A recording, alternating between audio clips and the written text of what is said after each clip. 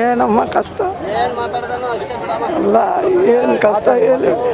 ಗಂಡ ಇಲ್ಲ, ಒಬ್ಬಳೇ ಸಾಯ್ಬೇಕು, ಏನು ಮಾಡ್ತೀರಾ? ಅದಕ್ಕೂ ಬಿಡ್ತಾ ಇಲ್ಲ ಅಂದರೆ ನಾವೇನು ಮಾಡೋಣ ಹೇಳಿ. ಯಾರು ಒಂದು ಅರ್ಧ ಗ್ಲಾಸ್ ನೀರು ಕೊಡೋರಿಲ್ಲ. ಹಂಗಿರೋವಾಗ ನಾವೇನು ಮಾಡೋಕ್ಕಾಯ್ತದೆ ಹೇಳಿ. ಜಯನಗರದಿಂದ 9th ಬ್ಲಾಕ್. ಅದು ತೆರವು ಮಾಡಿಬಿಟ್ರಾ? ಇವಾಗ ನಮ್ಮ ಏರಿಯಾದಲ್ಲಿ ಬೇರೆ ಏರಿಯಾದಲ್ಲಿ ಬಂದಿದ್ದಾರೆ ಮೇಡಮ್. ಇವಾಗ ನಮಗೆ ಭಯ ಎಲ್ಲಿ ಬಾಚ್ಕೊಂಡು ಹೋಗ್ಬಿಡ್ತಾರೆ. ನಮ್ಮ ಐಟಮ್ಸು 30,000 ಗಾಡಿ, ತಲ್ಲ ಗಾಡಿ ಐಟಮ್ಸ್ ಇರ್ತದೆ. ಇವ್ರು ಎತ್ತಿ ಪುಡಿ ಮಾಡಿ ಹಾಕ್ಬಿಟ್ರೆ ಅಂದು ಎತ್ಕೊಂಡು ಹೋದರೆ ಅದನ್ನು ನಾವು ಕೊಟ್ಕೊಳಕ್ಕಾಯ್ತದ? ಒಂದು ವಾರ ಆಯಿತು ನಾವು ವ್ಯಾಪಾರ ಮಾಡಿ. ಏನು ಮಾಡ್ತಾರೋ, ಯಾವ ಟೈಮ್ನಲ್ಲಿ ಬರ್ತಂದೋ ಭಯ ಬಿದ್ದು ಜೀವನ ಮಾಡ್ತೀರಿ. ಸಾಲ ಕಟ್ಟಬೇಕು, ಲೋನ್ ಕಟ್ಟಬೇಕು. ನಮಗೆ ಬೀದಿ ವ್ಯಾಪಾರಿಗೆ ಲೋನ್ ಮಾಡಿಕೊಡ್ತಾರೆ. ಲೋನ್ ಮಾಡಿಕೊಟ್ರೆ ಹುಷಾರಿಲ್ಲದೆ 1 ತಿಂಗಳು ಕಟ್ಟಿಲ್ಲದೆ ಪೆನಾಲ್ಟಿ ಹಾಕ್ತಾರೆ. ಅದು ನಿಮಗೆ ಗೊತ್ತು. ಅದನ್ನ ರೆಡ್ ಮಾರ್ಕ್ ಹಾಕ್ತಾರೆ. ತಿರ್ಗಾ ನಮ್ಗೆ ಲೋನ್ ಕೊಡೋಲ್ಲ ಅವರು. ತಿರ್ಗಾ ನಮ್ಗೆ ವ್ಯಾಪಾರ ಮಾಡೋಕ್ಕಾಗಲ್ಲ. ಲೈಸೆನ್ಸ್ ಕೊಟ್ಟಿದ್ದಾರೆ, ನಮ್ಗೆ ನೋಟಿಸ್ ಕೊಡೋಲ್ಲ, ಒಂದು ಮಾತು ಹೇಳಲ್ಲ. ಇವಾಗ ಬೇರೆ ಏರಿಯಾದಾಗಿದ್ದು ನಾಳೆ ನಮಗೂ ಇಲ್ವಾ? ಹಂಗೆ ನಾವೇನು ಕಳ್ತನ ಮಾಡ್ತೀರಾ, ದೊರಡೆ ಮಾಡ್ತೀರಾ, ಇಲ್ಲ ಮೋಸ ಮಾಡ್ತಾಯಿದ್ದೀರಾ, ಇಲ್ಲ ಯಾರ್ದನ್ನ ಬಾಚ್ಕೊತಿದ್ದ ಕಷ್ಟಪಡ್ತೀರಿ, ನಿದ್ರೆ ಕಟ್ತೀರಿ. 2 ಗಂಟೆಗೆ ಮಾರ್ಕೆಟ್ಗೆ ಹೋಗಬೇಕು, ಐಟಮ್ ತಂದು ಹಾಕಬೇಕು, ಜೋಡಿಸ್ಬೇಕು. ಕಸ್ತೋರಿಗೆ ಎಲ್ಲ ಡಿವೈಡ್ ಮಾಡಿ ಹಾಕ್ತೀರಿ. ಕಾನೂನು ನಿಮಗೆ ಗೊತ್ತು. ಕವರ್ ಮಾರೋರಿಗೆ ಕವರ್ ಕಂಪ್ನಿಯವ್ರಿಗೆ ಬಿಲ್, ಅವರು ಇದು ಟ್ಯಾಕ್ಸ್ ಹಾಕಲ್ಲ. ಅವರು 500 ರೂಪಾಯಿ ನಮಗೆ ಫೈನ್ ಹಾಕ್ತಾರೆ, ಅವ್ರಿಗೆ ಹಾಕಲ್ಲ. ಕೇಳಿದ್ರೆ ನೀವು ಅದನ್ನು ಮಾತಾಡಬೇಡಿ, ನೀವು ತೊಗೋಬೇಡಿ ಕವರ್ ಅಂತಾರೆ. ನಿಮ್ಮಂಥ ಆಫೀಸ್ಗೆ ಹೋಗ್ತಾರೆ, ಹೂವು ಬೇಕಂತಾರೆ, ನಾವು ಕೈಯಲ್ಲಿ ಕೊಡೋಕ್ಕಾಯ್ತದ? ಅದನ್ನು ಅಲೌನ್ಸ್ ಮಾಡಿದ್ರು. ತಿರ್ಗಾ ಅದು ಒಂದು ಸ್ವಲ್ಪ ದಿವಸ ಕಂಟಿನ್ಯೂ ಮಾಡಿದೆ, ತಿರ್ಗಾ ಅದು ಬಿಟ್ಬಿಟ್ರು, ತಿರ್ಗಾ ಕವರಿಗೆ ಬಂದುಬಿಟ್ರಿ. ಆ ಥರ ಇದೆ. BBMP ಅವರು ವ್ಯಾಪಾರ ಕಸದಾಗೆಲ್ಲ ಡಿವೈಡ್ ಮಾಡಾಕ್ತೀರಿ, ಕಸ ಗುಡಿಸ್ತೀರಿ, ಎಲ್ಲ ನೀಟಾಗಿ ಇಕ್ಕಿದ್ದೀರಿ. ನಾವು ಫುಟ್ಪಾತ್ ಬಂದು ಅಳತೆ ಮಾಡಿ ಕೊಟ್ಟು ನಮಗೆ ಜಾಗ ಕೊಡಲಿ, ನಾವು ಎಲ್ಲೋಗಬೇಕು? ನಮ್ಮ ಅಪ್ಪ ನಮ್ಮಮ್ಮಂತ ಆ ಕಾಲದಿಂದ ಆಸ್ತಿ ಇಲ್ಲ. ನಮ್ಮ ಅಮ್ಮನವರು ನಮ್ಮ ಅಜ್ಜಿಯವರು ಹೂವು ವ್ಯಾಪಾರ, ಅದನ್ನೇ ನಾವು ಬಂದಿರೋದು. ಇವಾಗ ಎತ್ತಿ ಅಂದರೆ ಎಲ್ಲಿಗೋಗೋಣ? ಮನೆ ಸಂಸಾರ ಬಾಡಿಗೆ ಎಲ್ಲ ಇರ್ತದೆ. ಅದನ್ನು ಯೋಚನೆ ಮಾಡಿದರೆ ಇಷ್ಟು ಜನ ಮಕ್ಕಳು ಮರಿ ಬಟ್ಟಿ ಸ್ಕೂಲಲ್ಲಿ ಬಿಟ್ಟು ಎಲ್ಲ ಬಂದು ಇಲ್ಲಿ ಕೂತಿದ್ರೆ ಯಾರನ್ನ ಅಧಿಕಾರ ಬಂದು ಏನಾನ ಸಮಾಧಾನ ಅಂತ ಹೇಳಿದಾರ? ಇಲ್ಲ. ಹಿಂಗಿದೆ. ಓಟಿಗೆ ಅಕ್ಕ ತಂಗಿ ಅಣ್ಣ ತಮ್ಮ ಬಂಧು ಬಳಗ ಜಾತಿ ಜನ ಅಂತ ಎಲ್ಲ ಬರ್ತಾರೆ. ಇವಾಗ ಅದೇ ಅಕ್ಕ ತಂಗಿ ಬಂಧು ಬಳಗನ ಬೀದಿಗಿಟ್ಟಿದ್ದಾರೆ. ಅವ್ರ ರಾಜಕೀಯ ಬಂದೆ 5 ವರ್ಷ, ನಮ್ಮ ರಾಜಕೀಯ ಬಂದೆ ಸಾಯೋವರೆಗೂ ಇರ್ತದೆ. ಇಷ್ಟೇ ಮೇಡಮ್, ಇಲ್ವಾ? ನಾವೇನು ಅವ್ರನ್ನೇನು ಊಟ ಕೇಳಿಲ್ಲ, ಬಟ್ಟೆ ಕೊಡಿ ಅಂತ ಕೇಳಿಲ್ಲ. 2,000 ರೂಪಾಯಿ ಗುಗ್ಗಲಕ್ಷ್ಮಿ ಹಾಕ್ತೀನಿ ಅಂದರು, ಪಿಂಚಣಿ ಹಾಕ್ತೀನಿ ಅಂದರು. ಇವಾಗೆಲ್ಲ ಸ್ಟಾಪ್ ಆಗಿದೆ. ಅವ್ರು ಸಾಯೋರ್ಗೆ ನಮ್ದೇನು ಊಟ ಹಾಕಲ್ಲ, ನಮ್ಮ ಗೌರ್ಮೆಂಟ್ ದುಡ್ಡೇ ನಮಗೆ ಕೊಡ್ತಾರೋದು. ಇಲ್ಲ ಮೇಡಮ್, ಇವತ್ತು ಒಂದು ಮಗುಗೆ ಇವಾಗ ಅವ್ರ ಮಕ್ಕಳು ಫಾರಿನಲ್ಲಿ ಓದ್ಬೋದು, ಜಪಾನಲ್ಲಿ ಓದ್ಬೋದು, ಇದು ಓದ್ಬರೋದು. ಅದನ್ನೇ ಸರ್ ನಾವು ಹೇಳ್ತಾ ಇದ್ದೀನಿ. ಅದನ್ನೇ ಹೇಳ್ತಾ ಇದ್ದೀನಿ. ಅವ್ರು ಅರ್ಥ ಮಾಡ್ಕೊತಿದ್ದಾರೆ.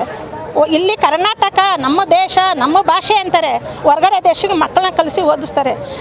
ನಮ್ಮ ಆಸೆ ನಮ್ಮ ಮಕ್ಕಳು ಒಂದು ಒಳ್ಳೆ ಸ್ಕೂಲಲ್ಲಿ ಓದಬೇಕು, ನಾವು ಒಳ್ಳೆ ಬಟ್ಟೆ ಹಾಕಬೇಕು, 4 ಜನ ಮುಂದೆ ನಾವು ಒಂದನ್ನು ಚೆನ್ನಾಗಿರ್ಬೇಕಂತ ಭಾವನೆ. ಅದು ತಪ್ಪ ಹೇಳಿ?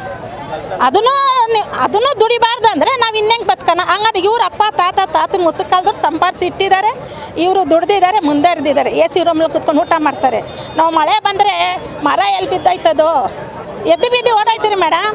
ಮರ ಬಿದ್ದೋಯ್ತದೆ, ಅಯ್ಯೋ ಏನಾಗೋಯ್ತದೋ, ಕೊಡೆ ಬಿದ್ದೋಯ್ತದೆ, ಏನಾಗೋಯ್ತದೋ, 2,000 ರೂಪಾಯಿ ಕೊಟ್ಟು ತಗೋಬೇಕೆ? ಎಲ್ಲರಿಗೂ ಕಷ್ಟ, ರೈತರಿಗೂ ಕಷ್ಟ. ಅವ್ನು ರೈತ ಬೆಳೆದಿರ್ತಾನೆ ಹೂವು, ನಮ್ಮಂಥವ್ರು ತೊಗೊಂಡ್ರೇ ಮಾರ್ಕೆಟ್ ಅವ್ರು ತೊಗೊಳ್ಳೋದು ಇಲ್ವಾ? ಮಾರ್ಕೆಟನ್ನು ಲಾಸ್ ಮಾಡಿ ಕೂತಿರ್ತಾರೆ ಮಂಡಿಯವ್ರು. ಅವರು ಬಾಡಿಗೆ ಕಟ್ತಾರೆ, ಅವರು ಲಕ್ಷಾಂತರ ರೂಪಾಯಿ ಬಂಡವಾಳ ಹಾಕ್ತಾರೆ. ನಮ್ಮಂಥವ್ರು 10 ಜನ ವ್ಯಾಪಾರ ಮಾಡಿದ್ರೇ ಅವ್ರಿಗೂ ವ್ಯಾಪಾರ.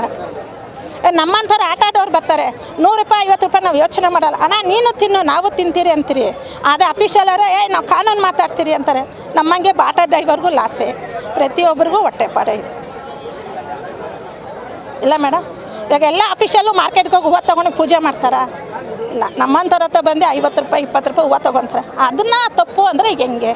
ಹಂಗಂದರೆ ಕಳ್ತನ ಮಾಡೋರಿಗೆ, ದರೋಡೆ ಮಾಡೋರಿಗೆ, ಮೋಸ ಮಾಡೋರಿಗೆ ಕಾನೂನು ಐತೆ. ನಮ್ಮಂಥ ನಿಯತ್ತರ್ಗೂ ಹೊಟ್ಟೆ ಹಸಿಗೆ ಇವತ್ತು ಬೇಲ್ಪುರಿ ತಿಂತೀರಿ, ಆ ಕರ್ಮ ಎಲ್ಲೋ ಕಟ್ಕೊತಾರೆ ಇವರು. ಇವತ್ತು ನೀನು AC ರೂಮಲ್ಲಿ ಕೂತ್ಕೊಂಡು ಅನ್ನ ಸಾರು ತಿಂತೀವಿ, ಮಟನ್ ಚಿಕನ್ ತಿನ್ಬೋದು, ಏನೋ ನೀವು ತಿನ್ಬೋದು. ಇವತ್ತು ಹೊಟ್ಟೆ ಹಸಿಗೆ ನಾವು ಬೇಲ್ಪುರಿ ತಿಂತೀರಿ, ಒಂದು ಲೋಟ ಕಾಫಿ ಕುಡಿತೀರಿ. ಆ ಪಾಪ ಶಾಪ ತಗುಲಿಸ್ಕೋಬಾರ್ದು. ಇವತ್ತಿದ್ದೋಣ ನಾಳೆ ಇಲ್ಲ. ಒಳ್ಳೆ ಹೆಸರು ತೊಗೊಂಡು ನಿಯತ್ತು ತಗೋಬೇಕು. ಅವತ್ತು ಓಟ್ ಹಾಕ್ರಿ, ನಮ್ಮ ಜಾತಿ ನಮ್ಮ ಕುಲ ಅಂತಾರೆ. ಓಟು ಕೇಳಾಗ ಅವ್ರಿಗೆ ಜಾತಿ ಕುಲ ಬರೋಲ್ಲ. ನಾವು ಬೀದಿ ವ್ಯಾಪಾರ ಬರಾಗ ಆ ಜಾತಿ ಆ ಕುಲ ಅಂತ ಎತ್ತಿ ಬಿಟ್ಬಿಟ್ಟು ನಮಗೆ ತಂದಿಕ್ತಾರೆ. ಇವತ್ತು ಎಲ್ಲ ಜಾತಿ ಜನ ಹೊಟ್ಟೆ ಪಡ್ತಾನೆ ಬಂದಿದ್ದು. ಹೇಳಿ, ನನಗೆ ಶುಗರ್ ಇದೆ, BP ಇದೆ, ಕೊಲೆಸ್ಟ್ರಿಕ್ ಇದೆ, ವ್ಯಾಪಾರ ಮಾಡಿಲ್ಲ, ಯಾವ ಟೈಮಲ್ಲಿ ಬಂದು ಐಟಮ್ ಎತ್ಕೊಂಡು ಹೋಗ್ತಾರೆ ಅಂತ, ಯಾವ ಟೈಮಲ್ಲಿ ಏನು ಹಾಳು ಮಾಡ್ತಾರೆ ಅಂತ ಭಯ ಬಿದ್ದು ನಾವು ಜೀವನ ಮಾಡ್ತಾಯಿದ್ರಿ. ಆ ನಿಯತ್ತಿರಲ್ವಾ? ಅವ್ರು ಓಟ್ ಕೇಳಬೇಕಂದ್ರೆ ಹಗಲು ರಾತ್ರಿ ನಿದ್ರೆ ಮಾಡಲ್ಲ, ಹೋರಾಟ ಮಾಡ್ತೀರಾ, ಓಡ್ ಬರ್ತೀರಾ. ನಿಮಗೆಲ್ಲ ನಾವಿದ್ದೀರಿ, ನಿಮ್ಗೆ ಅಂಗಡಿ ಹಚ್ಚಕ್ಕೆ ಬಿಡಲ್ಲ, ವ್ಯಾಪಾರ ಮಾಡಕ್ಕೆ ಬಿಡ್ತೀವಿ. ಅಟ್ಲೀಸ್ಟು ನಾವು ಬೀದಿವರೆಗೂ ಬಂದ್ರ ಮಾರ್ಕ್ ಹಾಕಿ ಬಿಡಿ, ನೀವು ಇಷ್ಟದಲ್ಲೇ ವ್ಯಾಪಾರ ಮಾಡಮ್ಮ, ಇಲ್ಲಿವರೆಗೆ ಬರಬಾರ್ದು, ಪಬ್ಲಿಕ್ ಜನಕ್ಕೆ ತೊಂದರೆ ಕೊಟ್ಟು ನಾಯ ರೀತಿಗೆ ಹೇಳಿ ಒಪ್ಕೊಳ್ಳೋಣ.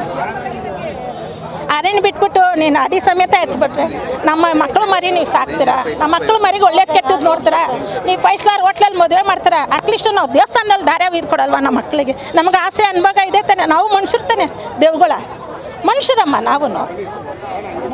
ನಾವು ಏನೋ ಅಂತಾರೆ, ಗೊಜ್ಜನ್ನಕ್ಕೆ ಆಸೆ ಪಡ್ತೀವಿ, ನಾವು ಬಿರಿಯಾನಿಗೆ ಆಸೆ ಪಡ್ತೀವಿ. ಅದನ್ನು ನೀನು ಕೇಳ್ತೀಯ ಅಂದರೆ ನೀವು ಮನುಷ್ಯರ ಹೇಳಿ? ಇವತ್ತು ನಮ್ಮ ಮೊಮ್ಮಕ್ಕಳಿಗೆ ಫೀಸ್ ಕಟ್ಟಿಲ್ಲ, ಇವತ್ತು ಶುಗರ್ ಇರೋ ಅಮ್ಮ ವಯಸ್ಸಾದವ್ರು ಇದ್ದಾರೆ, ಇದು ಬಾಡಿಗೆ 8,000 ಈ ಕಾಲದಲ್ಲಿ ಬಾಡಿಗೆ ನಿಮಗೆ ಗೊತ್ತು. ಬಾಡಿಗೆ ಕಟ್ಟೋಣ, ಸಾಲದವ್ರು ಸಾಲ ಕೊಡೋಣ, ಲೋನ್ ಕಟ್ಟೋಣ. ವ್ಯಾಪಾರಿಗಂತ ಲೋನ್ ಕಟ್ತಾರೆ, ಈ ತಿಂಗಳು ಲೋನ್ ಕಟ್ಟಿಲ್ಲ ಬಿಡ್ತಾರಾ? ಎಲ್ಲದಕ್ಕೂ ಇದು ಮತ್ತೆ ನಿಮ್ಗೆ ಹಕ್ಕು ಅಧಿಕಾರ ಎಲ್ಲ ಅವಾಗ ಚಲಾಯಿಸ್ಕೊಂಡ್ರೆ. ಇವಾಗ ಬೇರೆ 5 ವರ್ಷಕ್ಕೆ ನೀವು ಹಿಂಗೆ ಮಾಡಿದ್ರಿ, ನಿಮ್ದು 5 ವರ್ಷ ಕಾನೂನು, ಆಮೇಲೆ ನಮ್ಮದೇ ರಾಜಕೀಯ.